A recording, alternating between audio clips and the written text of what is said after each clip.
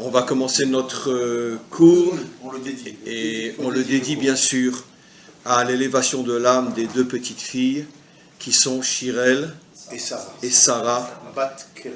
Bat Keren, que le Maître du Monde a déjà bien sûr recueilli leur âme et qu'elle puisse amener énormément de brachot sur le Ham Israël en transformant l'obscurité en lumière, qui sera d'ailleurs aussi le thème du cours que je vais donner à Césarée jeudi prochain avec la famille justement qui a perdu ces deux petites filles.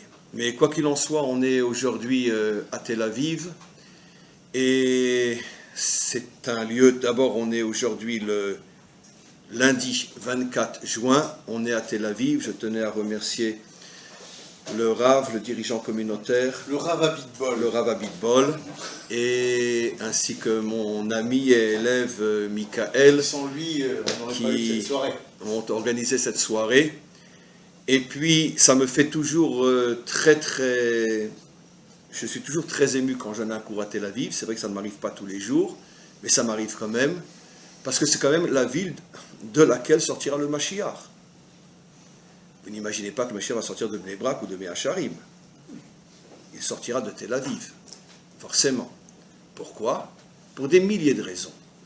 Mais d'abord parce que la Géoula dépend de la Teshuvah. Comme le Rambam a été posek, Kevan chez Israël chozrim betshuvah, miyad nigalim, dès que Israël fera Teshuvah, immédiatement ils seront libérés. Je n'ai pas du tout commencé le cours, mais simplement je parle de Tel Aviv. Et il y a, comme il est connu, une grande discussion dans le Talmud, surtout dans Masechet Sanhedrin, entre Rabbi Eliezer et Rabbi Yoshua, de quoi dépend la délivrance. Et quoi qu'il en soit, je ne rentrerai pas dans les détails de la discussion entre eux, mais les deux sont d'accord que de toute façon, il faut qu'il y ait la Teshuvah pour que le Mashiach puisse se dévoiler. Donc quand je dis que le Mashiach sortira de Tel Aviv, évidemment je ne fais pas forcément allusion au personnage lui-même, mais ce qui est sûr, c'est que son travail principal sera ici.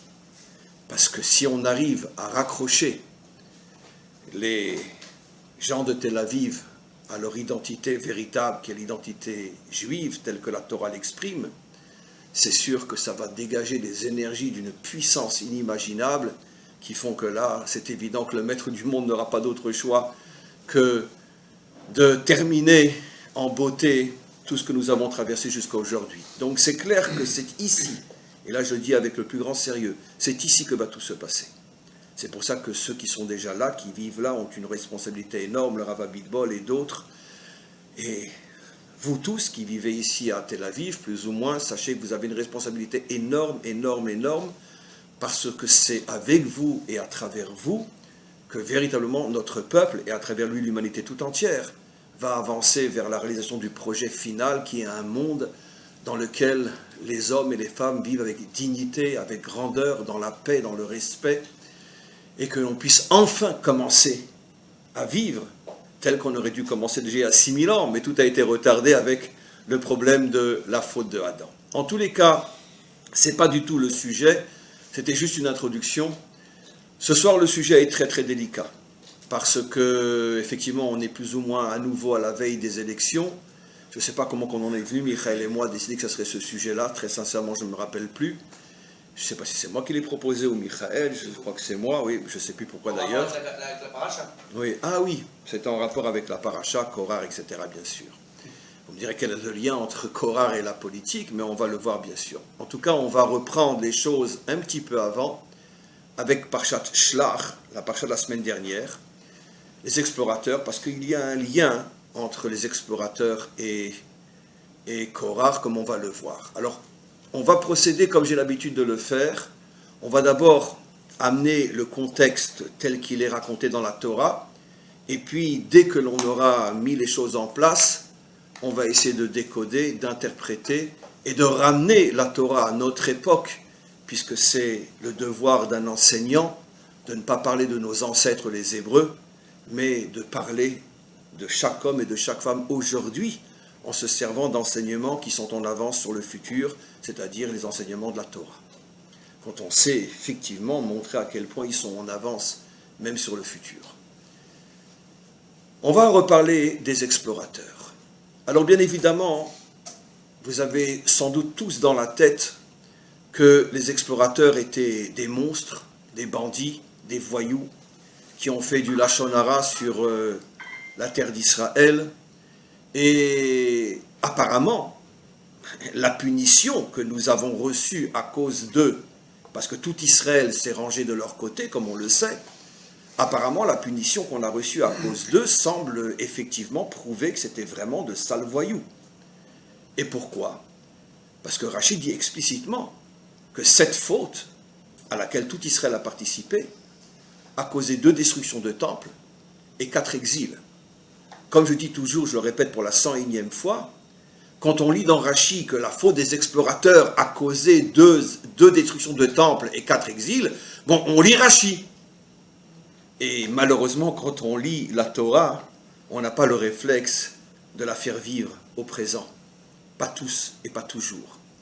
Mais si je traduis dans un langage concret ce que dit Rachid, 4 exils, ne parlons que du dernier, le nôtre qui dure depuis 2000 ans, le dernier exil, l'Inquisition, les Cosaques, les pogroms, Auschwitz, Treblinka, 6 millions de juifs transformés, il y en a beaucoup plus, il y en a 8,5 millions, on le sait aujourd'hui à Yad Vashem, j'ai des talmidim qui sont là-bas, mais bon, comme on ne veut pas heurter les goïms, alors on ne le dit pas.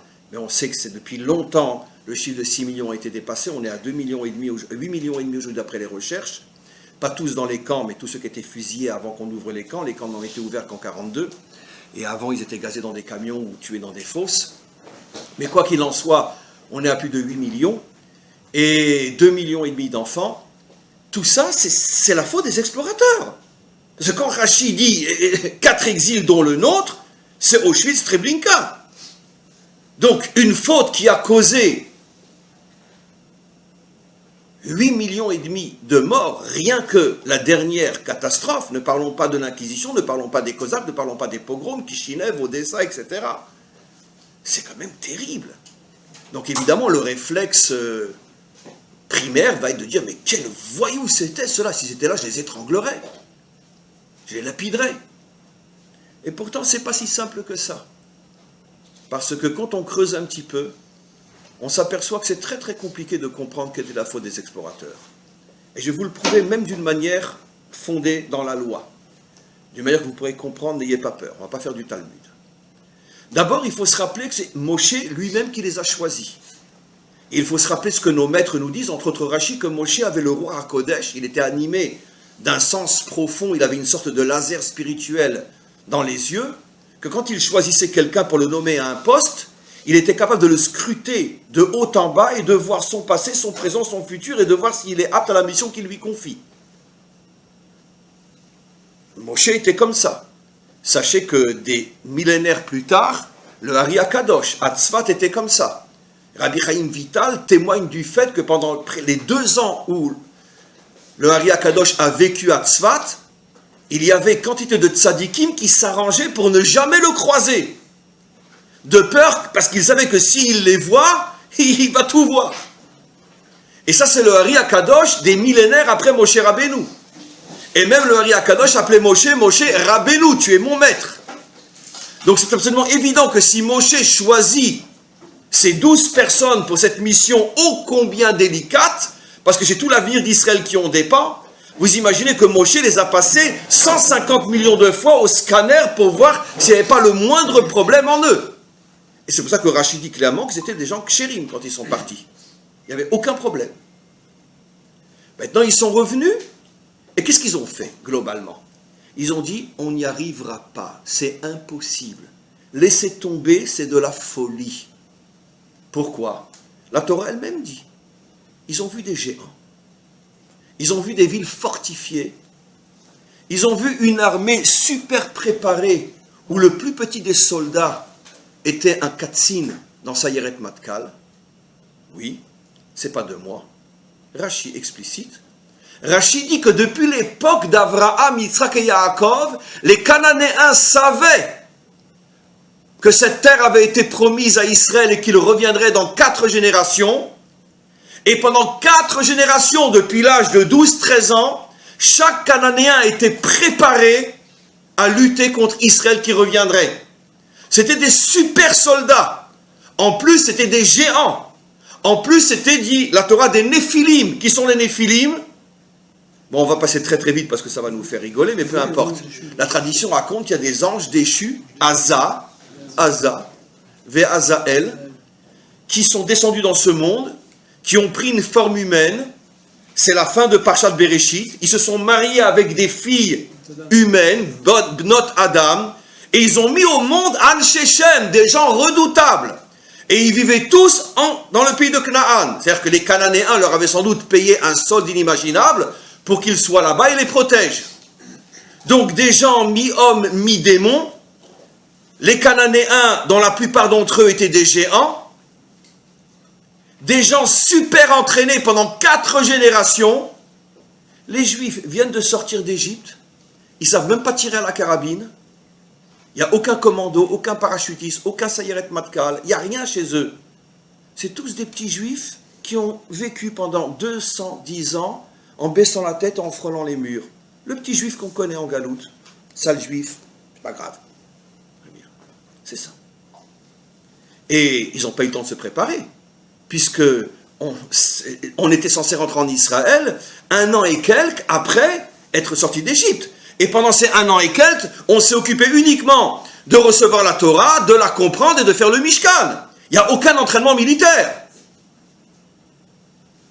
Alors eux, ils reviennent et ils disent, laissez tomber, on n'y arrivera pas. C'est impossible, impossible. En plus, cette terre, ils ramènent des fruits énormes. D'accord ? Ils sont à 8 à porter une grappe de raisin. 8 pour porter une grappe de raisin. Et c'est un pays de fous. On ne pourra pas, c'est pas possible. C'est impossible. Impossible. Alors, s'ils ont fait du Lachon Hara, c'est que forcément, chaque mot qu'ils ont dit était forcément vrai. Puisque vous connaissez ce que dit la loi d'Israël. Quand tu dis quelque chose qui est faux, c'est pas du Lachon Hara, ça s'appelle du Sheker, Motzei Shem Ra. Donc si c'est du Lachon Hara, tout ce qu'ils ont dit était vrai. En plus, il y a un autre problème. Dans les halachot de Lachon Hara, imaginez-vous, cher ami, d'accord? C'est à vous que je parle, d'accord? Vous voulez vous associer avec quelqu'un qui est un truand, mais vous ne le savez pas. Vous ne le savez pas. Apparemment, il est arrivé, il a un discours, en 1 an, on va faire fortune. Et t'inquiète pas, moi j'investis les 2 tiers, toi t'investis 1 tiers, parce que ce tiers-là, ce que vous avez, vous le piquez. Très bien. Moi, je suis ton ami. J'entends que, toi, par mes connaissances, tu vas t'associer avec ce truand. Mais moi, je le connais. Il a une histoire, il a un passé. Est-ce que j'ai le droit de venir te dire, surtout ne t'associe pas avec lui, c'est un truand, il va te piquer tout ce que tu as. Est-ce que j'ai le droit? Dans ce cas-là, oui. Mais bien sûr, c'est pas que j'ai le droit, c'est un devoir. Comme il est dit, Al ta'amod al dam chavrecha. Tu n'as pas le droit de rester passif quand tu vois que le sang de ton frère va couler. Tu as le devoir, pas le droit, d'aller prévenir ton ami et de lui dire, bon, ne rajoute pas des mots qui ne sont pas nécessaires. Par exemple, excusez-moi, c'est grossier, mais si c'est aussi quelqu'un qui trompe sa femme, j'ai pas besoin de lui dire ça. Parce que ça ne le concerne pas, ça sera déjà du Lachon Hara, ça. Interdit. Mais tout ce qui touche l'affaire que tu veux faire avec lui, j'ai le devoir de te le dire, pour te sauver. Al ta'amod al dam chavrecha. Je dois absolument te le dire. Maintenant, mes amis, qu'est-ce que vous pensez? Quand les explorateurs sont revenus et qu'ils ont dit on n'y arrivera pas, ils vont nous bouffer tout cru. On était devant leurs yeux comme des sauterelles, comme des rachidis, comme des limaces. On avait l'impression d'être des limaces devant eux, avec un pied, ils pouvaient nous écraser. Quelle était leur intention? Vous pensez sincèrement que leur intention était uniquement de cracher sur la terre d'Israël? Mais qui va croire une bêtise pareille? Leur intention était tout simplement de sauver le peuple juif. Ils ne voulaient pas que le peuple juif aille à l'abattoir. Tout simplement. C'est pour ça que c'est du Lachon Hara, puisque tout ce qu'ils ont dit était vrai. Et leur intention, apparemment, était une intention bonne, dans ce cas précis, la loi du Lachon Hara saute complètement, et si vraiment leur intention est de sauver le peuple juif d'un massacre, eh bien, ils ont le droit de le dire. Alors, où est le problème? Quand on fouille profondément et qu'on arrête de les prendre pour des voyous, des cow-boys qui sont venus stam pour envoyer le peuple juif des millénaires en exil, des chefs de tribus, des Gdolé Israël, des Chachamim Atsumim en Torah. Qu'est-ce qui s'est passé? Ils ont manqué d'Emouna. Ils ont manqué d'Emouna, c'est vrai aussi. Et ça, c'est un cours que... Ah, mais je l'ai déjà mis sur le site, celui-là. Voilà, évidemment, ouais, très bien. Ils ont manqué d'Emouna aussi. C'est vrai, j'en ai parlé dans ce cours-là. Mais le manque d'Emouna n'est pas une faute à ce point grave pour mériter 2 destructions de temples et 4 exils et 8,5 millions de juifs brûlés vifs. Ça, non. Sans compter 50 millions de morts pendant la Deuxième Guerre mondiale. Parce qu'on parle toujours des juifs, mais il ne faut pas oublier qu'il y a eu aussi 50 millions de non-juifs morts pendant la Deuxième. Oui, 50 millions. 30 millions pendant la première, 50 pendant la deuxième, il y a eu plus de 80 millions de morts entre la première et la Deuxième Guerre mondiale. Ça, on oublie toujours de le dire, mais c'est phénoménal. Donc ça fait partie, finalement, de ce que les Meragelim ont causé. Vous pensez sincèrement que pour un manque d'Emouna uniquement, on va en arriver à une catastrophe pareille? C'est grave, c'est une faute. En plus, on est obligé de suivre nos commentaires. Nos commentaires ne disent pas que la faute qui a amené la punition... Moi, j'ai expliqué qu'il y avait aussi cette faute dans le cours que vous avez entendu. Mais j'en parle pas ce soir, parce que ce soir, je parle de la punition. Et Rachid dit la punition est causée par le Lachon Hara. Otziu diba ala haaretz. Donc, c'est sûr que le manque d'Emouna est une faute, mais n'aurait pas amené une telle catastrophe. Vous voulez conserver leur statut? Alors, en vérité, on va avoir une réponse que j'ai déjà donnée dans un autre cours, et Michael, bien sûr, la connaît, mais elle est absolument phénoménale. Tous les maîtres d'Israël se cassent la tête pour savoir, mais qu'est-ce qu'ils ont pu faire de si grave, alors que c'est sûr qu'apparemment leur intention était de sauver Israël d'un massacre. Eh bien, il a fallu le maître de secret pour avoir la réponse. Rabbi Shimon Bar Yochai dans le Zohar. Ça veut dire que la réponse est un secret inimaginable, puisque seul Rashbi donne cette réponse, et dans le Zohar. Vous savez que Rashbi, à son époque, je l'ai souvent rapporté, certains d'entre vous le savent, était un maître complètement révolutionnaire, qui avait complètement révolutionné l'approche de la Torah telle qu'elle était dans cette génération, au point qu'il avait le maximum d'élèves qu'il a eu, vous savez combien c'était? 7. 9. Et à la fin de sa vie, il n'en avait plus que 7, parce que 2 étaient morts. Avec ses élèves, il y avait un minyan. Le jour de sa mort, il n'avait même pas minyan. Parce que 2 étaient déjà morts, de vieillesse ou peu importe.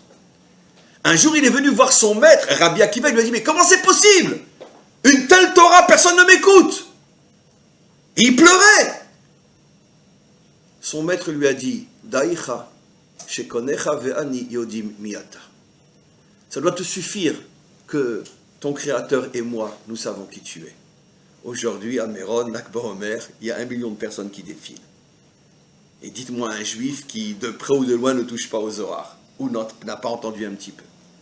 Mais il aura fallu attendre des siècles, voire des millénaires, pour comprendre qui était Rashbi. Mais en son temps, c'était un parfait inconnu. Pourquoi? Parce qu'il est le premier à avoir commencé à comprendre que la vraie Torah se trouvait là où personne ne la cherche, dans les secrets, dans le Sod. Et lui est le premier qui a commencé à ouvrir la porte du Sod, la porte des secrets. Et dans le Zohar, il révèle quelque chose qu'aucun maître n'a osé révéler.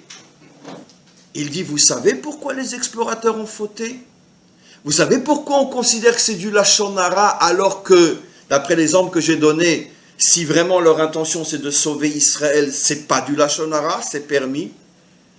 Parce que, dès qu'ils sont arrivés en Israël, ils ont compris que si Israël rentre en Eretz Israël, il ne serait plus chef de tribu, il serait destitué et remplacé par d'autres. Je vais expliquer bien sûr. C'est-à-dire que tout ce qu'ils ont fait, ils l'ont fait uniquement pour préserver leur kissé, on dit en hébreu. Leur intérêt est tout simplement leur siège politique. Et donc Moshe les a mal choisis. Comment? Moshe les a mal choisis. Non, puisque Rachid dit qu'au moment où Moshe les a choisis, ils étaient cachers, mais Moshe lui-même n'était pas rentré en Israël. Et là, on va révéler quelque chose d'absolument incroyable qui nous concerne tous aujourd'hui. Après, on passera à Korah. Mais laissez-moi avancer. Eux, quand ils sont arrivés là-bas, ils ont compris que si Israël rentre, ils ne seraient plus chefs de tribu, ils allaient perdre leur poste, leur pouvoir politique, ou de manigout, comme on dit de manigout en français, de leadership. Voilà, bravo, de leadership. Et comme ils ont voulu rester accrochés à leur qui sait, d'accord, comme on dit en hébreu, à leur siège, à leur fauteuil, de Chaver Knesset ou de ministre ou de premier ministre, eh bien, ils ont dit ce qu'ils ont dit. Regardez le chidouche. En vérité, je ne reviens sur rien de ce que j'ai dit, mais je vais vous redonner l'exemple avec notre ami là-bas. Supposons, encore une fois, que vous voulez vous associer avec ce truand. Et moi, je sais que c'est un truand. Mais d'un autre côté, moi, j'ai envie que vous fassiez des affaires avec moi. Et mon intention, quand je viens vous dire, n'allez pas avec ce truand, bien que ce que je vous dis est vrai et je vous sauve, mon intention est que moi, grâce à vous, je vais faire du pognon. Alors là, c'est du Lachon Hara ou pas du Lachon Hara? Sachez que les maîtres d'Israël se cassent les dents pour définir, c'est pas évident.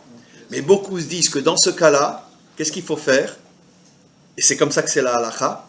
Tu dois aller chez quelqu'un d'autre, lui raconter tout ce que tu sais, et que ce quelqu'un d'autre aille lui dire à lui.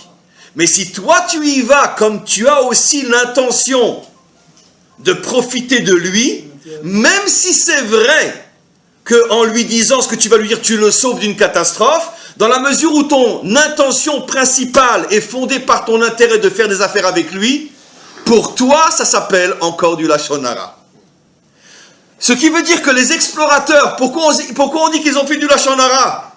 Parce que même si c'est vrai qu'ils ont vu des géants, même si c'est vrai que selon leur appréciation des choses, Israël, selon leur compréhension des choses, était en danger.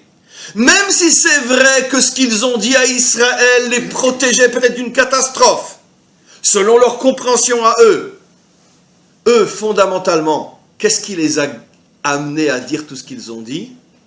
Ne pas perdre leur pouvoir politique. Et de là, on voit quelque chose d'extraordinaire. Pourquoi c'est seulement Rashbi qui le révèle, ça? Pourquoi d'autres mettent dans le Talmud, dans la Mishnah, dans le Midrash? Pourquoi il faut Rashbi pour révéler ça? Parce que pour arriver à déceler les intentions profondes et cachées qui se cachent dans un leader qui donne l'impression d'être prêt à mourir pour son peuple, c'est pas évident. C'est pas facile. C'est pas facile. Parce que d'abord, ça peut être de la chutzpah. Attends, il s'agit quand même de 10 chefs de tribu choisis par Moshe. Chutzpan, comment tu oses dire que tout leur truc c'est uniquement? Comment tu peux dire ça? Il faut pour ça être capable, comme on dit en hébreu, l'arrêt d'être les sauf dato, de descendre au plus profond de la psychologie de l'être. Et ça, seul Rashbi était capable, parce que c'est le maître des secrets. C'est-à-dire pas seulement les secrets de la Torah, les secrets du monde. Il était capable dans chaque chose de déceler la racine profonde qui se cache et qui est invisible, qu'on ne voit pas. Quand vous avez devant vous un leader politique qui semble véritablement, mais véritablement, donner le meilleur de lui-même, comment vous pouvez déceler? Qui aurait le courage de dire, mais non, en vérité, il est guidé par un intérêt X, Y, Z? C'est pas évident. C'est pas évident. La Torah nous révèle, Rashbi nous révèle que seuls des personnages qui sont capables de capter ce qui se cache au plus profond d'un être sont capables de voir. Mais ne vous inquiétez pas, pour l'instant ça reste encore un petit peu, mais après on va descendre dans des trucs très très techniques et très très pratiques, vous allez voir. D'abord, je veux juste revenir sur une notion avant de passer à Korah. Comment se fait-il qu'ils ont compris qu'en arrivant en Israël, tout allait changer et ils ne seraient plus ce qu'ils étaient? Nos maîtres disent, aussi les maîtres des secrets, le Ri Akadosh explique ça, et d'autres dans la Chassidoute, que la terre d'Israël est au peuple juif ce qu'une femme est à un homme. Quel rapport? C'est vrai que les deux sont féminins, la terre est féminine et l'épouse est féminine. Pourquoi nos maîtres nous disent qu'un homme, tant qu'il n'est pas marié, n'est pas un homme? Pourquoi, lorsque l'on se marie, d'accord, vous savez, il y a une blague, mais qui est à 90% vrai, pourquoi le soir du mariage, on fait une fête de folie, de folie, de folie, de folie? Parce qu'on sait ce qui les attend le lendemain du mariage. Alors on les prépare dans une joie de folie, parce que les pauvres, s'ils n'ont pas dans leur bagage beaucoup, beaucoup de joie, ça ne sera pas facile après. Parce que le lendemain, dès qu'on se réveille, on dit, mais qu'est-ce que j'ai fait? Bon, il y a encore les 7 jours peut-être de lune de miel, mais bon, très vite, on se rend compte que c'est très dur. Et pourquoi c'est très dur? Pourquoi personne n'y échappe? Même Avram n'y a pas échappé. À chaque fois que Sarah ouvrait la bouche, c'était pour l'engueuler. Je veux dire, le pauvre. À chaque fois, lui tomber dessus. Ouais, regardez. Jamais une parole d'amour, jamais mon chéri, je t'aime, etc. Voilà. Et ne croyez pas que c'est seulement si on est quelqu'un de quelconque qu'on va avoir une femme qui est... La Gemara raconte que Rav, l'un des plus grands maîtres de tous les temps, avait une femme. Prenez pas mal, mesdames, ce que je vais dire. Mais alors, une peste. Mais incroyable. Elle s'arrangeait à chaque fois qu'il était devant ses élèves. Elle rentrait, l'insultait, le giflait, lui crachait au visage. D'accord? Et elle l'engueulait. Je t'avais dit d'acheter du pastèque, pourquoi tu l'as pas acheté? Imaginez-vous, Rav, il est devant tous ses élèves, 300 élèves. Un jour, ses élèves n'en pouvaient plus. Et une fois qu'elle est partie, elle a dit, mais jette-la déjà, divorce-la, cette folle. C'est dans le Talmud, hein, c'est pas de moi. Et Rav, il leur a répondu, sachez que cette femme, d'accord, sans elle, je ne serais pas ce que je serais. Je serais un fauteur qui passerait ma vie à faire des fautes. Elle me protège de la faute. Vous vous rendez compte ce que dit Rav? Elle me protège de la faute. Ça veut dire que, bon, elle est comme elle est, mais d'un autre côté, elle a fait de moi ce que je suis. Parce qu'elle a apparemment une force spirituelle telle que celle qui a fait de moi l'homme que je suis. Donc je suis prêt à payer le prix. Mais pourquoi je vous ai rapporté cette histoire? Pour vous montrer que même Rav, après des décennies de mariage, avait encore des problèmes de couple. C'est pas évident. C'est pas évident. Et on peut donner l'exemple de David avec Michal, qui lui a dit, mais qu'est-ce que j'ai fait de t'épouser? Mais t'es un âne. Comment elle a engueulé son mari, David? Qu'est-ce qu'il avait fait le pauvre? Il avait dansé devant la Torah. Il lui a dit, mais j'aurais dû écouter mon père, j'aurais jamais dû épouser un malade comme toi. Et vous savez comment il appelait sa femme, lui? Ma biche. Ouais. C'est la seule qu'il appelait ma biche. Aigla. Bon, en français, c'est ma biche. Mais qu'est-ce qu'elle le traitait comme je ne sais pas quoi? Même nos maîtres disent qu'elle a été punie à cause de ça, tellement elle était... Pourtant, c'est David. Et même lui avait des problèmes avec sa femme. Donc, Bekitso, c'est pour ça qu'on danse tellement le soir du mariage. Pour prendre des forces pour ce qui nous attend après. Mais pourquoi? Bien sûr, j'ai parlé du cas de la femme, mais c'est aujourd'hui et depuis toujours ô combien réciproque dans les deux sens, bien évidemment. Mais malgré tout, je prends le cas de la femme parce que là, maintenant, je vais parler du côté positif. En vérité, sachez, mes amis, qu'un homme, tant qu'il n'est pas marié, il ressemble à un fruit à l'intérieur d'une écorce. Et une écorce dure. Vous savez pourquoi plus longtemps on attend avant de se marier, pourquoi plus ça sera difficile après s'être marié? Vous savez pourquoi? Parce que plus longtemps on attend avant de se marier, plus on s'habitue à croire que l'écorce que je suis, c'est mon vrai moi. Puisque je ne connais pas un autre que ça. Et j'ai l'impression que ce que je vois de moi, c'est moi. Mais en vérité, ce n'est pas moi. Quand je me marie, en vérité, j'ai trouvé un marteau. Il va me fracasser. Qu'est-ce qu'elle va faire, elle? Elle va taper sur l'écorce pour faire apparaître le fruit. Pour que mon être véritable se dévoile. Mais je vous garantis que si on comprenait ce que sont les tensions dans un couple, tous les matins on se lèverait, on dirait, ma chérie, je t'en supplie, rentre-moi dedans aujourd'hui. Vas-y, casse! Casse! Parce que je veux enfin découvrir mon fruit. Bien sûr. Mais comme on est tous avec un certain ego, on ne t'approche pas, hein. Ça va, je suis ta mère, hein. Très bien. Mais non. Parce qu'en vérité, bien sûr, elle n'en est pas consciente, j'en suis pas conscient quand chacun tape sur l'autre. Mais en vérité, on tape sur quoi? On tape sur l'écorce. Et si on tient bon et qu'on comprend qu'en vérité, toutes ces tensions et toutes ces disputes, C'est pour faire casser l'être faux que je croyais être moi, pour que je puisse enfin découvrir qui je suis. Et vous comprenez pourquoi quand Rabbi Akiva est revenu après 24 ans qu'il n'avait pas vu sa femme Rachel, avec ses 24 000 élèves, et qu'elle s'est jetée à ses pieds, il a dit devant tout le monde, « Sheli veshelachem, shela'i » moi et vous, c'est elle. C'est elle. Attends, pendant 24 ans, ils ne se sont pas vus, comment il peut dire c'est elle? Parce que comme ils sont mariés, il y a une connexion d'âme, il y a une influence, même s'ils sont loin l'un de l'autre. Mais quoi qu'il en soit, le but du mariage, c'est de casser l'être faux que l'on croit être nous-mêmes depuis qu'on est né. Et c'est la raison pour laquelle, si tu attends 30, 40, 50 ans pour te marier, tu n'as pratiquement aucune chance de réussir. Pourquoi? Parce que tu t'es habitué pendant 30, 40, 50 ans à croire que l'écorce c'était toi, et quand elle va commencer à te taper dessus, tu vas la prendre pour une cinglée, tu vas la jeter. Mais quand tu t'es pas trop longtemps habitué à vivre avec le mensonge de l'écorce, tu pourras plus facilement accepter, parce que l'écorce est encore moins dure, et puis ça va durer moins de temps. En 3-4 coups, ça y est, le fruit va apparaître. Et quand les deux fruits apparaissent, alors là, la symbiose dans le couple, elle est quasi divine. On ne peut même pas l'expliquer, c'est surnaturel. Mais il faut d'abord casser l'écorce.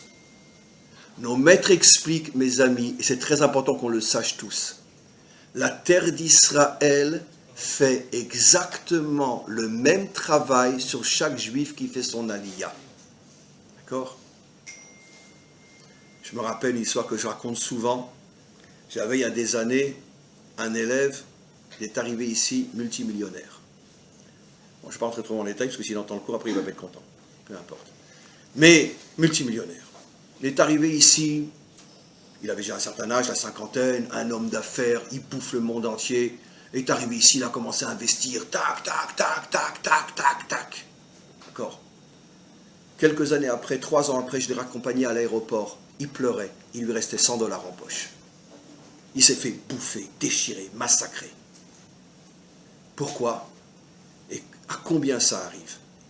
Parce que quand tu arrives ici, tu n'es pas en France, tu n'es pas en Europe, tu n'es pas aux États-Unis. Ici, c'est une autre dimension. En France, tu as réussi avec ton écorce, comme un célibataire. Il peut plaire à une fille, mais il ne se marie pas avec elle. Donc il est beau, machin, etc. Nana, ouais, mais marie-toi avec elle, tu vas voir. Tu vas voir. En France, c'est du flirtage. On flirte avec les affaires. Ici, on se marie avec les affaires. Et c'est beaucoup plus dur. Parce que la terre d'Israël, elle ne supporte pas le flirt. Elle veut un engagement total, absolu, avec ton être véritable, pas avec ton écorce. Et c'est pour ça que c'est si dur ici.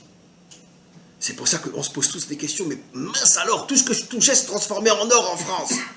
Ici, j'arrive pas, mais qu'est-ce qui se passe? Qu'est-ce qui se passe? Et on le sait tous, celui qui arrive en Israël à un certain âge et qui a eu le temps de travailler en France ou peu importe ailleurs, c'est très bien que c'est plus la même chose ici, mais qu'est-ce qui se passe? Mais qu'est-ce qui se passe? Ce qui se passe, c'est qu'ici, la terre joue le rôle d'une épouse. Elle veut le vrai, elle veut l'authentique, elle veut le émettre. Elle te veut toi, pas ton écorce. Et c'est pour ça qu'elle frappe fort la terre sur chacun d'entre nous jusqu'à ce que l'écorce tombe et que le fruit apparaisse. Et jusqu'à ce que le fruit apparaisse, eh ben, il va y avoir de telles transmutations, de tels changements que c'est pas évident de tenir. Mais il faut accepter. Chacun d'entre nous, lorsqu'il arrive en Israël, doit venir avec l'idée claire dans la tête. Je ne sais pas ce que je vais devenir, mais une chose est sûre, je vais tenir jusqu'à ce que je devienne ce que la terre veut que je devienne. Par quoi elle va me faire passer, j'en sais rien. Mais ce qui est sûr, ce que j'étais, je ne vais pas le rester ici. C'est sûr que non. Il va y avoir des transformations terribles. Et eux, c'est ce qu'ils ont compris. Comme n'importe quel homme comprend au lendemain du mariage qu'il n'est plus avec sa copine maintenant, il est avec son épouse. Et c'est plus pareil, c'est plus un jeu. Et quand ils sont arrivés en Israël, ils ont compris que cette terre-là, elle va les bouleverser. Et ils ont compris que tous les statuts qu'ils avaient, la grandeur, le kavod, ça allait être pulvérisé. Et s'ils doivent redevenir des chefs de tribu, il faudra le mériter cette fois-ci, après un long combat. Ils ont dit non, on préfère rester en France. Non. Après tout, les affaires marchent bien, on est à Neuilly, on est dans le 16e, après tout, qu'est-ce qu'on a besoin de venir en Israël? Non. Parce qu'ils n'ont pas le courage de recommencer à zéro, et peut-être de recommencer quelque chose à laquelle ils n'auraient jamais pensé. Tellement c'est différent et peut-être moins payant et moins sympathique que ce qu'ils faisaient en France. Mais c'est plus authentique. Comme on a parlé tout à l'heure, la quantité et la qualité. Ici, c'est le pays de la qualité, pas de la quantité. La terre d'Israël veut ton vrai toi, pas le cinéma. Et c'est pour ça que c'est si dur ici. Et c'est pour ça qu'aujourd'hui, il y a de moins en moins de gens qui se marient. Et c'est pour ça qu'il y a encore tellement de juifs en Chutz La'aretz. C'est le même phénomène. On préfère vivre avec son écorce, mais ne pas recevoir des coups pour faire apparaître le fruit. C'est ce qui se passe. Et ça, c'est la faute des explorateurs. Mais en tous les cas, mes amis, maintenant on va passer à Korach, ce qu'on voit de la faute des explorateurs, c'est que seul Rashbi a été capable de révéler que derrière toutes ces bonnes intentions se cachait en vérité le culte de l'intérêt personnel. Nekuda. Et Hachem, à ce moment-là, leur a dit, votre faute, elle est très grave. Quoi, vous vous servez de la vitrine de vouloir sauver mon peuple pour rester des ministres et des Chavrei Knesset? Alors non, ça c'est hors de question. Arrêtez votre sinagré, votre cinéma que vous voulez sauver mon peuple. Vous êtes uniquement des gens qui servaient leur intérêt personnel. Mais ça, seul Rashbi l'a révélé. On passe à Korach. Alors Korach, c'est un grand voyou, Korach. Korach, nos maîtres disent que c'était le numéro 2 en Torah à l'époque de Moshe Rabbeinu. Tout de suite après Moshe, c'était Korach. Il était plus grand que Aaron HaKohen. Plus grand que Aaron HaKohen. C'était un géant. Et dites-moi, il est arrivé à entraîner avec lui 250 chefs de Sanhédrin. C'est-à-dire 250 des plus grands d'Israël. Et plus tard, comme dit Rashi, juste avant que la terre s'ouvre sous ses pieds, il est arrivé à ramener pratiquement tout Israël avec lui. D'accord? C'est pas évident de ramener tous les Juifs avec soi. C'est pas évident du tout. Je vais vous raconter une demi-blague que je raconte souvent. Michael, tu la connais, ne donne pas la réponse. Très bien. Un jour, j'étais avec des élèves et j'ai voulu faire un petit jeu comme ça. Je leur ai dit, en une phrase, on va faire le tour de table, dites-moi quelle était la grandeur de Moshe. Alors, bien sûr, il a sauvé les Juifs d'Égypte. Il a mis l'Égypte à genoux. Il a donné la Torah. Il a fait descendre la manne. Il parlait panim bepanim im Hashem, etc., etc. Bon, je leur ai dit, écoutez, tout ce que vous dites est juste. À mon sens, la grandeur de Moshe, s'il a pu tenir à la tête d'Israël pendant 40 ans dans le désert. Vous savez ce que ça veut dire? Tenir à la tête de ce peuple de dingue pendant 40 ans dans le désert. Chez nous, tous les 2 ans, on change de ministre. D'accord. Et on n'est pas dans le désert. Imaginez-vous dans le désert pendant 40 ans. Vous imaginez la grandeur de Moshe? Et il n'a essuyé que des révoltes. Une fois, ils ont même voulu le lapider. Lapider Moshe. Il le dit, Odmeatus Kaluni. Ils ont voulu le lapider, vous imaginez lapider Moshe? Mais c'est impossible. Même quelqu'un de Shomrim Shtika n'oserait pas le lapider. Même si on a envie d'étrangler. Mais, bon, peu importe. Mais lapider Moshe, donc il en a traversé. Il en a traversé. Et Korach, comme ça, il ramène avec lui tout Israël contre Moshe. Vous imaginez la force qu'il a? La capacité de te convaincre? Quoi, c'est un grand voyou?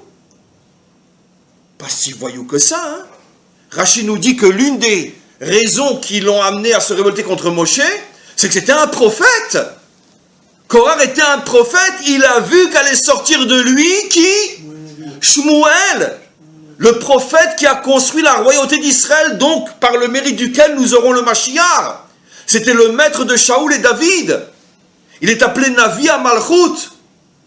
Et nos maîtres disent, David lui-même dit dans les psaumes qu'il était aussi grand à lui tout seul que Moshe et Aaron réunis. En plus, il a vu, nous dit Rashi, que la majorité des Lévi'im qui allaient servir dans le temple sortaient de sa famille. Donc j'ai dit, c'est pas possible. Shmuel, qui est aussi grand que Moshe et Aaron, Shmuel, qui est la matrice de la délivrance d'Israël et du monde, va sortir de moi et je vais me taire devant Moshe. Hors de question. C'est un géant, Korah. Et d'ailleurs, nos maîtres le respectent beaucoup, Korah. Hein. Vous connaissez, c'est tous le passou qui dit Tzadik, Katamari Yifrach. Tzadik, Katamari Yifrach, le juste pousse comme un palmier. Les dernières lettres, Korah. Pour dire que Korah, il est comme un tzadik qui pousse comme un palmier. Mais alors, c'est un tzadik ou c'est un bandit? D'ailleurs, essayons de voir quels sont ses arguments à Korah. Alors dites-moi, imaginez-vous que on est un dirigeant, ok, qui va se nommer Premier ministre. C'est lui qui se nomme Premier ministre. Hein. Ce n'est pas les Juifs qui ont décidé que Moshe serait notre dirigeant. Il est arrivé, il a dit « je suis le libérateur ». Très bien. Pourquoi Hachem lui a dit? Mais lui, il l'a entendu, pas les Juifs. Très bien. Après, il met son frère, Kohen Gadol. D'accord. Il met sa sœur, Myriam, prophétesse numéro 1. D'accord. Et pour la tribu des Lévi'im, il place quelqu'un qui facile à manipuler et à manier. Je vous pose la question, mais franchement, vous imaginez, vous avez à votre tête une famille qui prend le pouvoir. Allez, franchement, on leur rentre dedans ou pas? Ben oui, bien sûr. Mais appelons les choses telles qu'elles sont, mais jamais on n'accepterait une chose pareille. Vous savez qu'il y a une loi en Israël et dans tous les pays occidentaux, d'accord, qu'il est absolument interdit d'avoir au même poste, même à des postes différents mais proches, des gens de même famille. Ça s'appelle comment en hébreu? Oui, comment ça s'appelle en français? Népotisme. Népotisme. En hébreu, ça s'appelle... il y a un mot en hébreu. Oh. Bon, en hébreu biblique, ça s'appelle Nogea Bedavar. Ça s'appelle tu as un intérêt. Mais en Israël, si vous êtes par exemple ministre des Transports, vous ne pouvez pas nommer comme chef de cabinet votre cousin, même lointain. Ne parlons pas de votre frère et ne parlons pas de votre sœur. Ou de votre père. Vous ne pouvez pas. Pourquoi? Parce que tout le monde comprend que non, c'est... D'accord. Mais comprenez ce qui s'est passé, mes amis. Et ne me dites pas c'est le bon Dieu qui a voulu. Parce que ça, eux, ils ne l'ont pas entendu. Qu'est-ce qu'ils voient?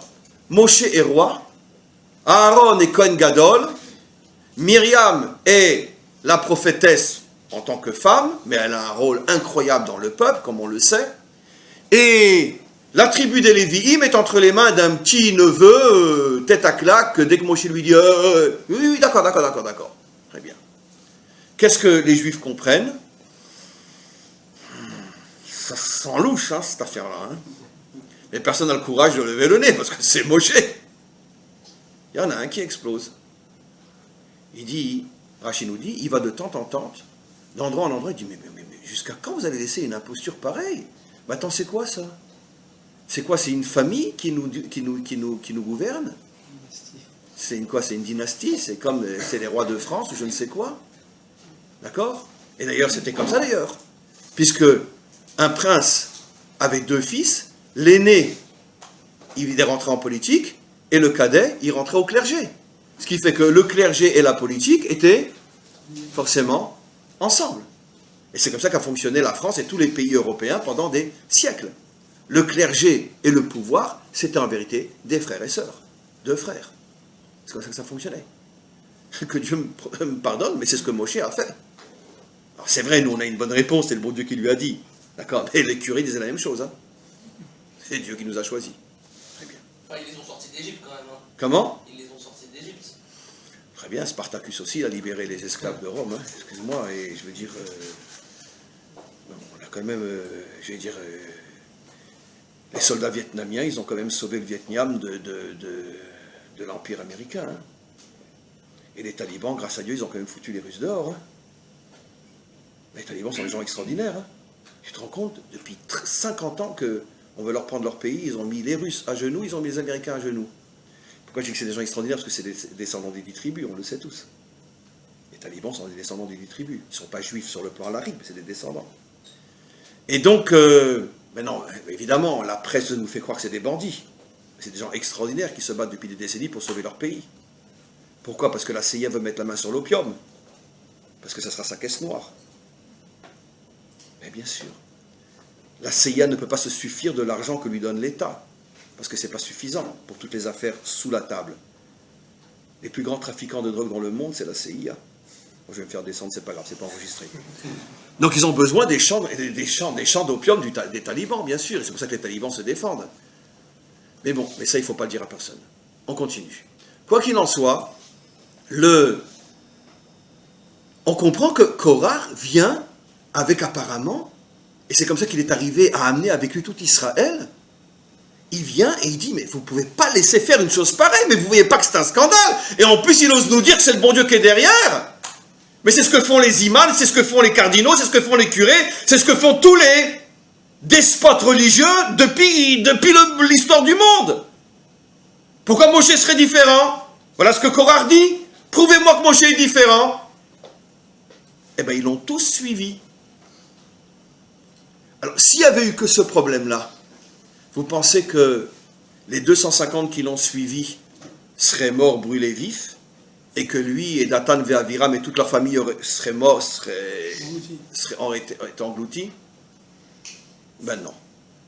Non. Parce que même s'il se trompe, même si c'est vrai que c'est le bon Dieu qui a dit à Moshe, mais franchement, Hachem ne sait pas qu'il est en train de mettre une bombe atomique, je veux dire un champ de mine sous les pieds d'Israël en faisant une chose pareille. Enfin, bon Dieu, tu réfléchis pas? Comment veux-tu que des hommes acceptent une chose pareille? Surtout que ce n'est pas eux qui t'ont entendu le dire. C'est Moshe qui dit Dieu m'a dit. Mais tous les papes disent Dieu m'a dit. Tous les imams disent Dieu m'a dit. Allah Amar. Très bien. Alors pourquoi on croirait Moshe, on ne croirait pas un imam? On va voir dans quelques instants pourquoi on peut. Ça sera la cerise sur le gâteau. Pourquoi on peut? Et pourquoi justement Korah n'a pas raison? Et pour l'instant, je me fais l'avocat du diable. Ou plutôt d'un ange. Parce que pour l'instant, c'est un ange, Korah. Mais pourquoi il a été descendu, Korah? Parce que nos maîtres révèlent, comme au sujet des explorateurs, qu'en vérité, derrière cette vitrine de je veux faire tomber la dictature familiale de Moshe et de son frère. Je veux sauver mon peuple. Kol haeda kulam kedoshim. Nous sommes tous saints. Nous avons tous le droit de servir Dieu. Pourquoi ça serait seulement la famille de Aaron qui a le droit de rentrer au tabernacle? Pourquoi et pourquoi et pourquoi et pourquoi? Ouah, quelle belle vitrine! Ouah, les Champs-Élysées! Bravo! D'accord. Nos maîtres disent, allez, laisse tomber. Le seul problème qu'avait Korah, c'est qu'il n'avait pas admis que Moshe avait mis à la tête de la tribu des Lévi'im quelqu'un qui lui arrivait pas à la cheville, à Korah, et que normalement, étant le deuxième plus grand du peuple juif, après Moshe, c'était tout à fait normal que ça soit lui qui devienne le chef de la tribu des Lévi'im. Et quand il a vu que Moshe choisit quelqu'un qui ne lui arrive pas à l'ombre de ses chaussettes, il est venu chez Moshe et lui a dit, mais pourquoi tu fais une chose pareille? Et moi alors? Il lui a dit, Dieu m'a dit. Hein. Dieu m'a dit.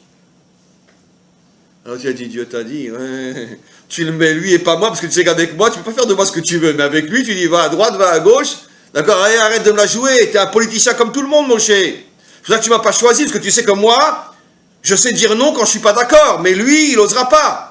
Non, c'est Dieu qui m'a dit, je te promets. Et ça a explosé. En vérité, pourquoi s'est battu Korah? Uniquement pour son intérêt personnel. Mais comme il ne peut pas venir chez Israël et dire, écoutez, je voudrais chef de la tribu d'Israël, des Lévi'im. Alors qu'est-ce qu'il a fait? Eh bien, il s'est servi finalement d'une vitrine facile qui lui tombait du ciel comme sur un plateau d'argent, parce qu'effectivement, il avait des arguments qui tenaient la route, mais en vérité, tous ces arguments cachaient uniquement le fait qu'il se battait pour son ego personnel. Mais c'était tellement caché et tellement difficile à déceler qu'il est arrivé à tromper tous les grands d'Israël et tout Israël. Tellement c'était caché, personne ne pouvait le soupçonner. Alors mes amis, maintenant on a un sacré problème. Parce que si on essaye d'interpréter la Torah à notre époque et à toutes les époques, eh ben, je crois qu'on va arrêter d'aller voter. Hein. Ou disons, je dirais presque que plus quelqu'un tient un discours que « votez pour moi, je suis votre sauveur », la seule chose qui nous reste à faire, c'est tirer la chasse. Ben oui, puisque apparemment le discours de « je suis votre sauveur », c'est le discours hypocrite par excellence qu'utilisent tous les politiciens pour cacher tout simplement leur volonté d'avoir le pouvoir. C'est ce que la Torah nous révèle au sujet des explorateurs, c'est ce que la Torah nous révèle au sujet de Korah. 2 chefs, enfin en vérité 11 chefs, 10 et 11, qui ont argumenté des arguments d'une solidité et d'une luminosité impeccable, mais qui derrière cette vitrine cachaient tout simplement le culte de l'ego. Et si c'est vrai pour des géants comme eux, alors qu'est-ce qu'on va dire pour les minables d'aujourd'hui, que nous sommes nous aussi? D'accord? Ah non, je veux être élu parce que moi je vais apporter quelque chose à ma ville, je vais apporter quelque chose à mon peuple, je veux être élu. Qui aura le courage de dire que tout ça c'est du cinéma? Et surtout qui aura le courage de le prouver? Il y en a un qui l'a fait mettre en Ukraine. Comment? Il y en a un qui a réussi à le faire en Ukraine, en reconnaissant qu'il ne connaissait rien et le peuple l'a suivi. Oui. Bon, j'ai ma petite idée là-dessus, mais on en parlera une autre fois. Mais alors, comment qu'on peut savoir si quelqu'un est un vrai leader ou pas? Eh bien, mes amis, Moshe Rabbeinu, là, c'est pas encore la vraie réponse, mais c'est une qui est dans notre paracha au sujet de Korah. Tout d'un coup, Moshe Rabbeinu dit, avant que ça se termine en catastrophe pour voir, il lui dit, je ne comprends pas. Même un âne, quand j'ai dû retourner en Égypte de Midian et faire plus de 400 kilomètres, même un âne, j'aurais pu leur demander attends, je fais tout ce voyage pour eux, au moins qu'ils me payent les frais de déplacement. Même ça, je l'ai pris à mon compte, j'ai rien demandé. Qu'est-ce que ça fait ce verset-là dans une histoire pareille? Mais vous ne vous rendez pas compte le secret qui se cache derrière. Mais il y en a encore un autre plus grand que je vais vous apprendre. Pourquoi Moshe dit ça? Parce que Moshe dit, moi c'est sûr qu'on ne peut pas penser que ce que je le fais par intérêt. Traduisons l'âne dans un langage moderne d'aujourd'hui. Vous imaginez un rave, un enseignant, ou peu importe, qui parcourt tout le pays avec sa voiture pour aller donner des cours ou des conseils ou aider, qui ne se fait ni payer, même pas son essence. Il pourrait très bien dire, mais attends, je le fais pour vous, au moins payez-moi l'essence. Rien. Moi, je fais mon travail. Si Hachem veut m'aider, il m'aide, c'est pas mon problème. Moi, je ne demande rien, même pas l'essence. C'est ce que Moshe dit. Rashi, lisez Rashi, j'aurais dû normalement demander à ce qu'il me paye tous les frais du déplacement. Parce que moi, je travaille en Midian. J'ai de l'argent. Et maintenant, je vais me retrouver sans rien. J'ai rien demandé.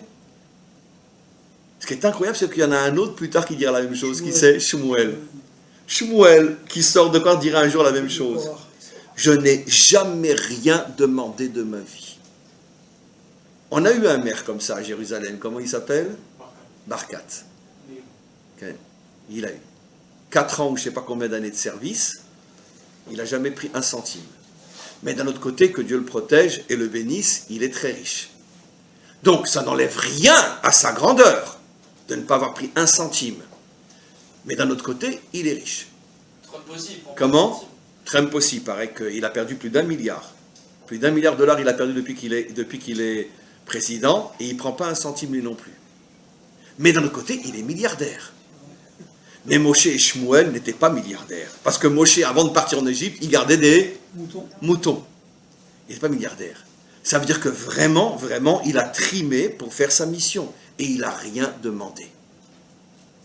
Trouvez-moi aujourd'hui dans ce pays ou partout dans le monde, un homme qui se donne pour les autres et qui ne demande même pas qu'on lui rembourse ses frais. Je ne sais pas s'il y en a un. Ça, c'est le critère pour être sûr qu'on est en face d'un vrai dirigeant. Parce qu'il sait, comme disent nos maîtres, que être un dirigeant, c'est pas être au-dessus, c'est être au service d'eux. Le Talmud raconte une histoire fabuleuse. Rabbi Yochanan avait 2 élèves qu'il voulait absolument nommer dirigeants de leur communauté. Et à chaque fois qu'il était prêt de les nommer, parce qu'il y a une cérémonie, etc., il s'enfuyait. Et un jour, Rabbi Yochanan s'est mis en colère et leur a dit « Mais qu'est-ce que vous pensez? Vous pensez que je vais vous donner du kavod? Mais je veux faire de vous des esclaves. Parce que diriger une communauté, c'est être esclave de sa communauté. C'est pas être au-dessus de sa communauté. Mais quel est le dirigeant qui se considère comme étant au service des autres? Trouvez-moi-en un. Non, je suis au-dessus des autres. Mais pas en dessous. Mais ça, c'est la définition de nos maîtres. Être à la tête d'un peuple, c'est être au service du peuple. Et tu n'as rien à demander. Sois déjà content que tu puisses aider ton peuple. Et ça, c'est ce que Moshe dit. Korah aurait dû revoir, parce que tout le monde sait que je n'ai jamais demandé 1 centime à personne. Comment il ose penser que je mens et que je suis en train de placer mon frère, ma soeur, mon neveu? Mais la première chose que je ferais, si j'étais comme tu le penses, c'est que je m'en mettrais plein les poches. Il était riche, quoi, en plus. D'accord. Comment? Korah était riche, quoi. Korah était très Il riche. était milliardaire, il était. 1 milliard de fois plus riche que Moshe. 300 ans de clés. Nahon. Il était lui-même très très riche. Milliardaire. Korah, bien sûr. Et Korah, croyez-moi, il faisait rien gratuit. Et Moshe, tout ce qu'il faisait, c'était gratuit. Maintenant, le mot de la fin. En vérité, comment je peux savoir si quelqu'un, à part le premier critère que je viens de donner, c'est que tout ce qu'il fait pour les autres, il ne demande même pas à être dédommagé des frais qu'il engage pour les autres. Premier critère pour être sûr qu'on est en face d'un dirigeant potentiel authentique. Deuxième clé, elle est révélée par la Torah aussi. On a eu 2 dirigeants authentiques dans toute notre histoire. Qui étaient-ils? Moshe et le deuxième, David, bien sûr. C'est les seuls qui étaient 100% authentiques. Quel est le point commun entre Moshe et David? C'est qu'ils ont tout fait pour ne pas devenir des dirigeants. Quand Hachem dit à Moshe, je t'ai choisi pour être le Goël, qu'est-ce que lui dit Moshe? Mais non, mais arrête, prends n'importe qui, mais pas moi, ça va pas, non? Nos maîtres disent pendant 1 semaine, Hachem ne le lâche pas. Et franchement, entre nous, j'enregistre pas. Si tout d'un coup le bon Dieu se révélait à nous et il nous disait, sois dirigeant, qu'est-ce qu'on lui répond? Oh, mais tout de suite! Vous vous rendez compte, le bon Dieu en personne me dit, sois dirigeant? Tout de suite, j'arrive! Moshe dit non, ça ne m'intéresse pas. Shlach Nabi Atisla, prends n'importe qui, mais pas moi. Il faut qu'Hachem se mette en colère contre lui pour qu'il devienne dirigeant. David, pareil. Shmuel vient, il le loin, mais David ne veut pas. David ne veut pas. Des dizaines de fois, Shaoul lui tombe entre les mains alors que Shaoul est un rodef. Shaoul veut tuer David. Et donc David, après la halakha, a le droit de se défendre. À chaque fois, il le laisse vivre. Mais en le laissant vivre, tu retardes ta royauté. Et même après que Shaoul est tombé dans la main des Philistins, il attend, et que tout Israël vient lui dire, là-bas dans la route, Élie, viens, deviens notre roi. De toute façon, tu es déjà loin. Et Shaoul n'est plus là. Qu'est-ce qu'il répond? Non, non, moi je m'en vais à Hebron. Pas 1 semaine, 7 ans. Au bout de 7 ans, toutes les tribus arrivent, ils disent, mais arrête, mais viens déjà. Donc quand il a compris qu'il n'avait plus le choix, il est parti. Ça veut dire quoi? Il a retardé de plus de 9 ans sa royauté. Il ne veut pas être roi. Ça veut dire que seul quelqu'un qui ne cherche pas à être un chef, seul celui-là mérite de l'être. Et quand il l'est, il ne demande de l'argent à personne. Bon, le premier qui en trouve un, il a gagné. Ça n'existe pas. Ce qui veut dire que si quelqu'un vient aujourd'hui et il vous dit, écoutez, moi, votez pour moi, parce que moi, je vous garantis que je vais faire du bien à ceux qui voteront pour moi et à tout le monde d'ailleurs. On peut lui faire confiance? Non. J'ai dit qu'il ne faut pas voter? Non. Mais au moins, il ne faut pas être dupe. Il ne faut pas être dupe. Le seul homme qui peut changer. Il y a eu Moshe, il y a eu David, avant Moshe, entre Moshe et David, et depuis David, on n'a plus eu à notre tête un vrai dirigeant. Je parle d'un dirigeant politique, bien sûr, parce que des tzadikim, bien sûr qu'on en a eu, mais ils n'ont pas un rôle politique. Mais dans le sens politique, après David, tous les rois étaient plus ou moins, avec des plus et surtout beaucoup de moins. Et puis après, de toute façon, il y a eu le Galout, donc il n'y a plus de dirigeants politiques. Et depuis qu'on est revenu sur notre terre, moi je me permettrais de dire, d'accord, mais ne me jetez pas des tomates à la figure, d'accord, à mon avis, un de ceux qui peut-être se sont le plus approchés, et ce que je vais dire, c'est sur l'homme, c'est pas sur le courant politique, et croyez-moi, je suis sincère, qui s'est peut-être le plus approché d'un dirigeant authentique, je pense, c'était Begin. Pas parce qu'il était de droite. Sincèrement, je ne dis pas ça parce qu'il était de droite, je parle l'homme. L'homme, à la rigueur. Je pense que lui était vraiment, on pourrait dire, propre de tout sentiment de vouloir le pouvoir et machin, etc. C'était pas ça son truc du tout. Pour ceux qui ont connu, qui ont lu, je pense qu'il s'approchait. Mais au sinon, c'est très très difficile. Parce que tout le monde est attiré par l'appât du pouvoir et d'avoir le sentiment que je suis le sauveur de mon peuple. En vérité, non, tu es le sauveur de ta poche, mais pas de ton peuple. Donc, ce n'est pas évident du tout. Voilà ce que la Torah nous apprend. Je voudrais juste conclure, et j'espère qu'il y aura une question ou deux, je voudrais juste conclure, et comme toujours, c'est notre devoir, ce cours parle de choses qui sont en vérité plus générales. Vous me direz, mais moi, je ne risque pas d'être Rosh Memshala, donc en quoi ça me concerne? Il faut savoir, mes amis, comme nous disent nos maîtres, on le dit tous les matins dans la prière, la Torah a été donnée beklal ou prat. C'est-à-dire que chaque chose qui est vraie pour le klal est vraie aussi pour le prat. C'est-à-dire que pour chacun d'entre nous, cette idée, elle est fondamentale aussi. C'est-à-dire que très souvent, on se fixe des objectifs. Je voudrais ci, je voudrais ça, etc., etc. Et puis, on est persuadé que les objectifs qu'on s'est fixés, c'est parce qu'on est vraiment rempli de bonnes intentions, de bonnes kavanotes. Et puis tout d'un coup, quand on voit que notre vie, elle se fait différemment, alors on peut se mettre en colère, on n'est pas content, on n'est pas si, ça c'est pas ce que je voulais. Il faut savoir, c'est un principe fondamental que je vous révèle ici. D'accord? Et c'est vrai en Israël plus que partout ailleurs. Sois à l'écoute de ce que, je vais appeler ça la providence, mais peu importe, de ce que la providence t'amène à faire et t'amène à être. Parce que peut-être que tes intentions à toi cachent en vérité tout simplement un intérêt personnel et tu t'en rends même pas compte. Et sache qu'ici, il y a bien un pays au monde où le maître du monde fait tout pour que l'intérêt personnel ne prenne pas le dessus, c'est bien ici en Israël. Et donc, sois à l'écoute peut-être de là où Hachem t'emmène. Vous savez, il y a une histoire dans un autre domaine, mais qui est révélatrice de tout ce que j'explique, et puis après j'ai terminé. Vous savez, nos maîtres nous disent, qu'est-ce que fait Hachem depuis qu'il a terminé de créer le monde?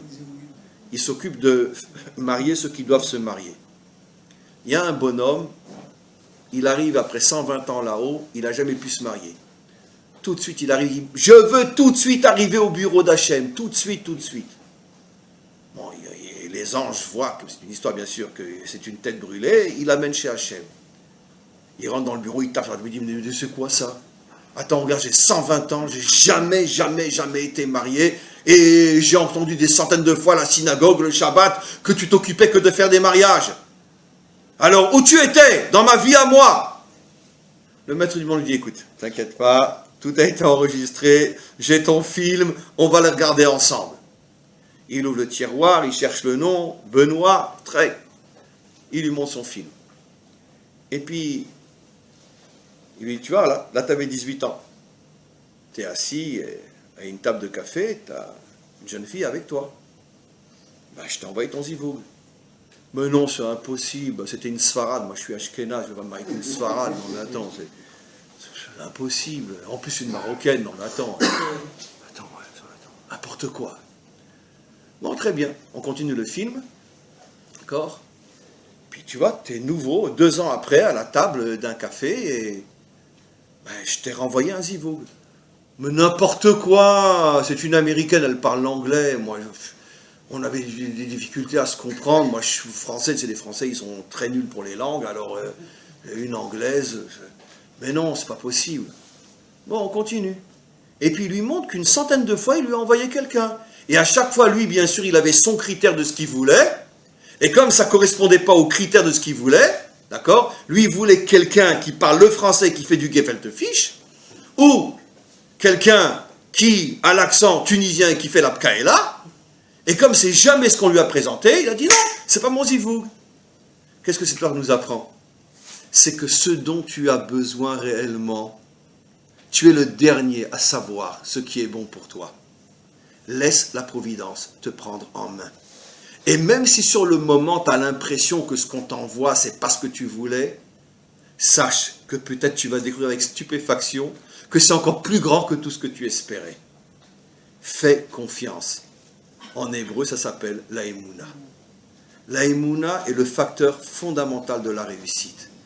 Laisse le maître du monde s'occuper, pas que lui et uniquement lui de toi, mais laisse-le lui aussi s'occuper de toi. Et tu t'apercevras que ses choix sont 100 milliards de fois mieux que les tiens.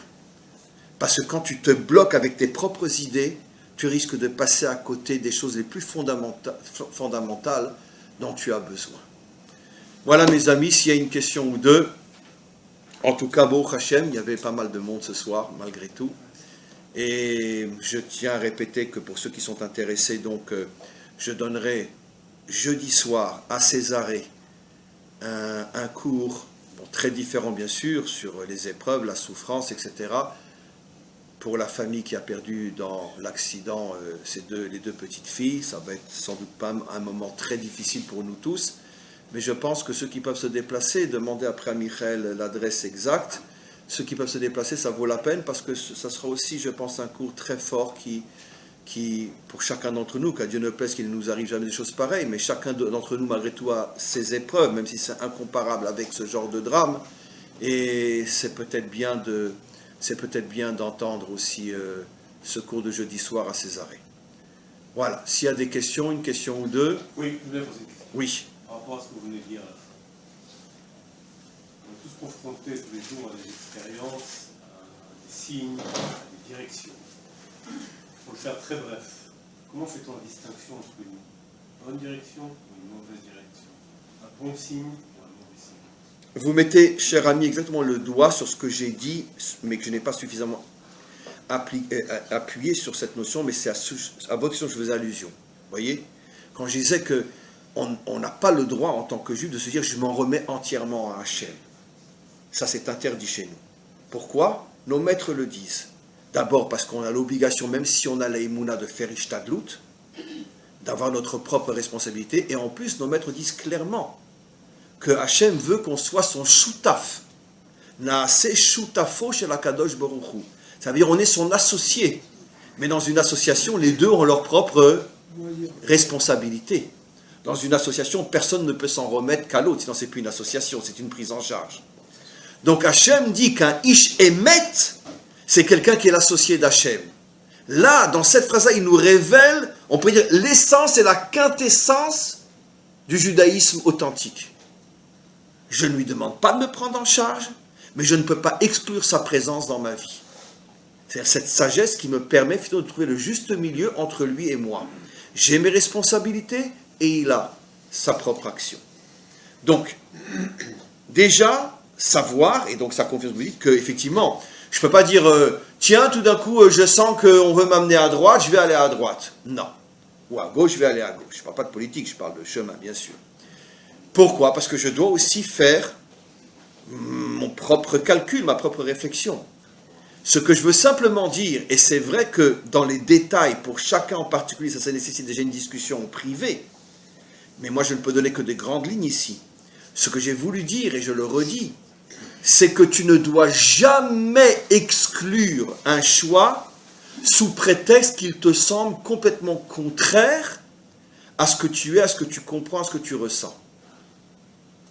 Je dis toujours pour blaguer quand un jeune couple vient pour me demander une bracha, parce qu'ils ont intention de se marier, et alors ils veulent parler un petit peu devant moi pour dire, alors vous pensez vraiment on a fait un bon choix? Donc généralement les jeunes couples, vous savez, c'est vraiment des jeunes couples, ils ont encore leur couche, quoi. Donc, et s'ils ont 22, 23 ans, ils sont encore un peu naïfs. Donc généralement ils essayent, j'imagine qu'ils se sont mis d'accord, on va s'arranger pour que dans le rave, on va donner l'impression que vraiment on est les mêmes. D'accord? Alors ils arrivent, et alors lui il commence, c'est toujours comme ça, il dit moi j'aime beaucoup voyager, et là, tout de suite, oh vous savez moi Rav aussi, mais c'est incroyable, vous vous rendez compte, moi toute ma vie j'ai demandé quelqu'un qui aime voyager, mais c'est incroyable, Hachem me l'a amené. Puis après, moi je suis de droite, moi je vote toujours à droite, moi c'est incroyable, moi aussi, moi depuis mon enfance je vote à droite, très bien. Moi je suis dati, ah mais moi aussi Rav, je suis dati, et voilà, c'est l'homme qui parle comme ça. Et bon, bref, Bekitsour, un, c'est la résonance de l'autre. Alors moi, je blague toujours, après je les ai entendus, je leur dis, écoutez, il faut vous dire une chose, surtout ne vous mariez pas. Pourquoi? Parce que deux personnes qui se ressemblent sont les derniers à devoir se marier. On ne se marie qu'avec celui qui ne te ressemble pas. Parce que si tu te maries avec celui qui te ressemble, en vérité, tu te maries avec ton nombril. Tu te maries avec un miroir. Et c'est pas moi qui le dis, la Torah. Ezer kenegdo. Elle ne pourra t'aider que si elle est contre toi. Mais si à chaque chose que tu dis, elle dit Amen, oui, tu as raison, mon chéri, t'es le meilleur, oui, tu as raison, ma chérie, t'es la meilleure, d'accord? Tu t'es marié avec un miroir. Donc en vérité, tu continues à vivre tout seul. On se marie avec quelqu'un qui sait nous dire non et qui sait ne pas être d'accord. Donc, je reviens maintenant sur ce que j'explique. Ce que j'ai voulu expliquer, c'est que laisser une place à Hachem dans notre vie, c'est vivre avec le principe fondamental que les meilleurs choix ne sont pas forcément ceux que je comprends, que je ressens et que je kiffe. Parfois, les meilleurs choix sont des choix qui me demandent de faire un effort pour sortir de ma nature, pour ne plus vraiment être moi-même, parce que justement, ce choix-là qui va à l'encontre de mon tempérament et de mon caractère est peut-être celui qui va me construire, qui va me sauver. Exactement comme un mariage. On ne se marie qu'avec celui qui, pendant des années, sera en friction avec nous. Parce que justement, il va m'aider à devenir moi-même. Et pas rester enfermé dans mon écorce qui cache ce que je suis. Donc, après, encore une fois, dans les détails, il faudrait parler d'un cas très précis. Ça, c'est une discussion, on pourrait dire, entre quatre yeux. Mais globalement, l'idée, c'est celle que j'ai dit. Les meilleurs choix sont rarement ceux qui me font plaisir. Voilà. Pourquoi? C'est sûr et certain que chaque juif doit vivre en Israël aujourd'hui, parce que c'est le choix le plus difficile à faire. Et le plus contre nature à faire, surtout si j'ai 40 ans, j'ai une femme, 3-4 enfants et une super parnassa. Qu'est-ce que je vais aller faire en Israël, franchement? Et c'est parce que justement, logiquement parlant, c'est stupide que c'est le meilleur choix à faire. Parce que justement, c'est stupide. Et tous ceux qui continuent à rester dans le 16e aujourd'hui, c'est parce que justement, ils sont, on pourrait dire, les adeptes de leur logique. Et c'est pour ça qu'ils sont malheureusement encore dans le 16e aujourd'hui, au lieu d'être là. Oui. Je trouve que votre cours sur le leader politique aujourd'hui est très pessimiste, parce qu'on sait tous que les hommes politiques sont tous motivés par leur intérêt personnel, et nécessairement, chacun envisage la politique comme un métier, donc avec une rémunération. Et je m'attendais à ce que vous me donniez des clés, peut-être, sur à vous entendre, on n'irait pas voter, quoi. Et je crois qu'il faut distinguer le leader religieux du leader politique d'un pays. Et malheureusement, Israël est un pays aujourd'hui comme les autres, et tous les candidats sont motivés d'abord par une volonté effectivement de servir le pays entre guillemets, mais de leur intérêt personnel et d'avoir le pouvoir. On fait quoi? Alors on vote plus, on ne fait plus rien? Non, j'ai jamais dit une chose pareille. D'abord, je veux juste répondre à une question qui est malgré tout très intéressante. Vous savez que la plupart des leaders politiques en Israël, quoi qu'il en soit, ne font pas ça pour l'argent. Parce que si Bibi était rentré dans les affaires, il serait aujourd'hui multimilliardaire. Et en tant que Premier ministre, il ne gagne que 30 ou 40 000 shekels par mois. Une misère. La preuve, Barak est sorti de sa vie politique pour quelques années, il est devenu multimillionnaire. Parce que c'est des gens qui ont eu d'abord des connaissances dans le monde entier, grâce à leurs activités politiques, et puis c'est des gens d'une intelligence au-dessus de la normale, et dès qu'ils vont toucher aux affaires, Barak est aujourd'hui multimillionnaire en 4-5 ans. D'accord? Et sans voler, sans faire de mal à personne. Parce que c'est des génies. Par contre, en tant que ministre de la Défense, il gagne 30-40 000 shekels par mois. Une misère. C'est ce qu'il gagne en 1 heure aujourd'hui. Donc déjà, il faut savoir que les dirigeants politiques ne font pas un choix financier. D'accord? Ça, c'est très important. Mais malgré tout, ça ne va pas contre ce que je dis. Parce que nos maîtres nous disent que le kavod intéresse l'homme plus que l'argent. On peut discuter si c'est vrai ou pas, mais nos maîtres disent que dans la hiérarchie des intérêts, le pouvoir attire les hommes plus que l'argent. C'est-à-dire que si un homme doit choisir entre gagner 1 million d'euros par mois, mais être tout simplement un homme d'affaires, ou être président des États-Unis et gagner 30 000 $ par mois, il choisira d'être président des États-Unis. C'est exactement ce que Trump a fait, puisqu'il a perdu depuis qu'il est président plus d'1 milliard de dollars.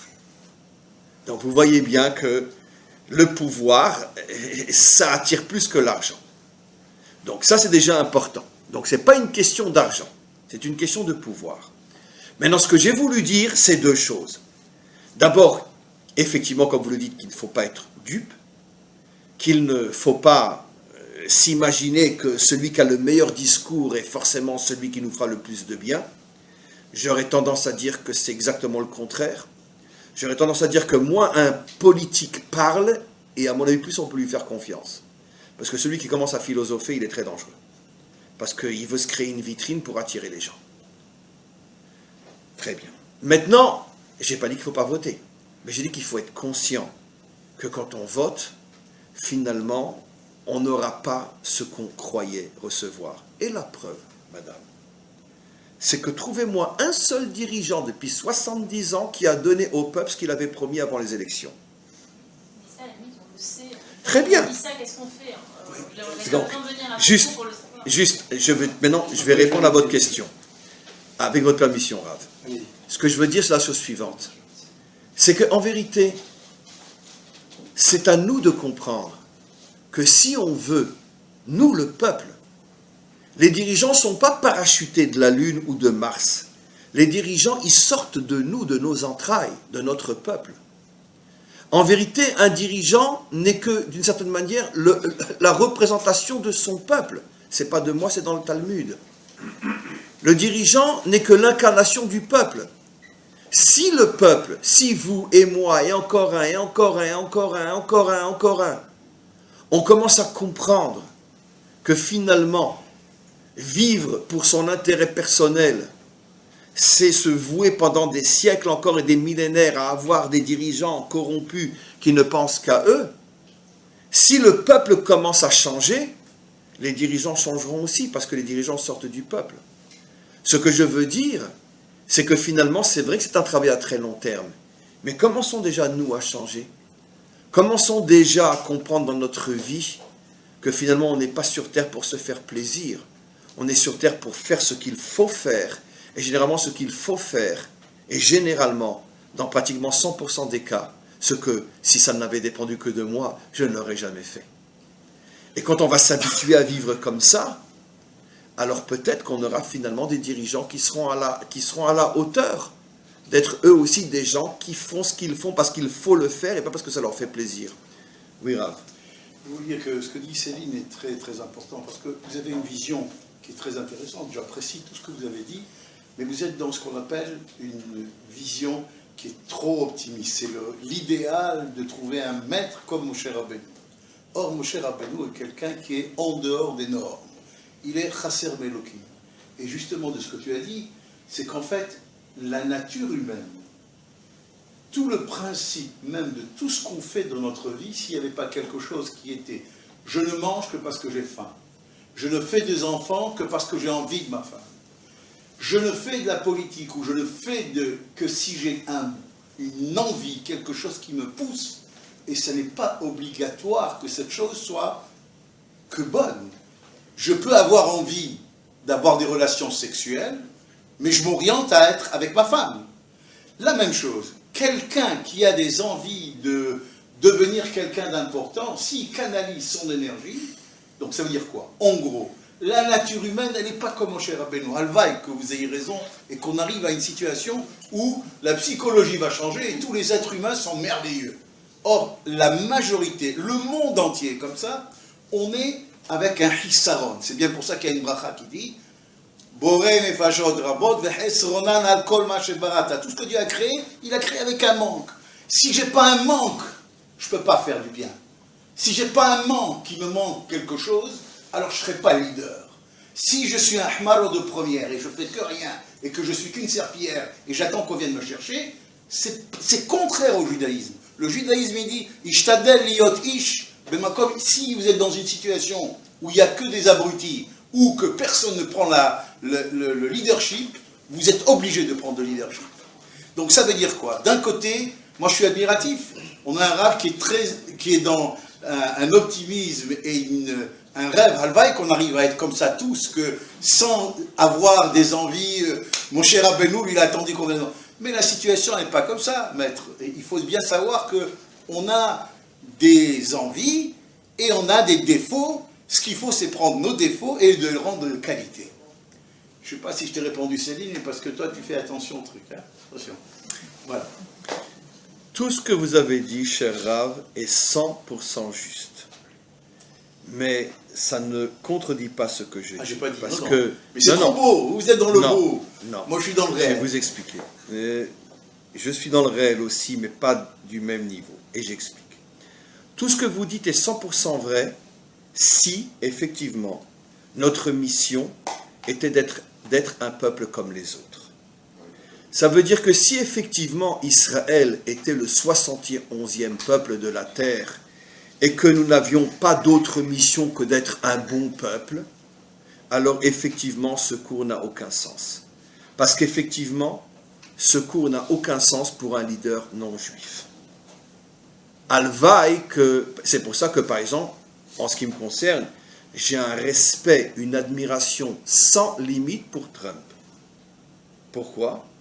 Parce que malgré tous ses défauts et toute sa vie privée, malgré tout, je veux dire, un homme qui est capable de perdre ne serait-ce que $1 milliard en 2 ans, et avoir le monde entier contre lui, et être peut-être l'homme le plus haï de la terre aujourd'hui, et qui continue à faire ce qu'il fait, pour un non-juif, c'est hors du commun. D'accord? Donc, si on était simplement un peuple comme les autres, mon cours n'a pas de sens. Le problème, Rav, c'est que nous sommes censés comprendre un jour ou l'autre que nous ne sommes pas un peuple comme les autres et que nous avons une mission qui nous différencie radicalement des autres. C'est sûr qu'aujourd'hui, vous avez raison. Si j'arrête quelqu'un dans la rue à Tel Aviv ou partout ailleurs et je lui dis « Est-ce que tu penses que tu es différent d'un Français ou d'un Américain ?»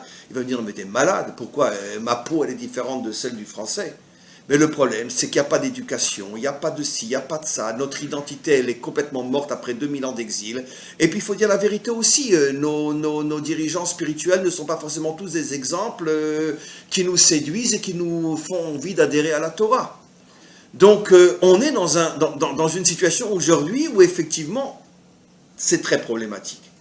Mais ça ne doit pas me faire perdre cette conscience qu'en tant que peuple juif, j'ai une mission différente des Français ou des Américains.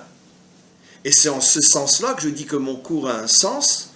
Et l'une des choses fondamentales que Hachem attend de nous, en tant que peuple juif, et nous y arriverons, et ce n'est pas une utopie, un jour viendra où la majorité d'entre nous seront capables de comprendre qu'une vie authentique n'est pas au service de l'intérêt personnel.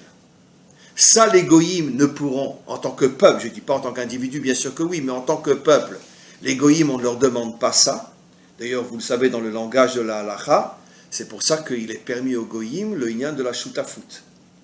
La vodazara est interdite, mais shutafut est permis. Ça veut dire que même un non-juif n'a pas le droit de servir des idoles, mais il a le droit de se servir lui-même en même temps de croire dans le vrai Dieu. C'est ça la Shutafut. Par contre, un juif n'a pas le droit de cette Shutafut, c'est-à-dire il n'a pas le droit de dire « je me sers moi et je sers Dieu ». Tu sers Dieu, un point, c'est tout. Alors, aujourd'hui, je suis d'accord avec vous, Rav, que c'est une utopie. Mais d'un autre côté, on est revenu sur notre terre après 2000 ans d'exil.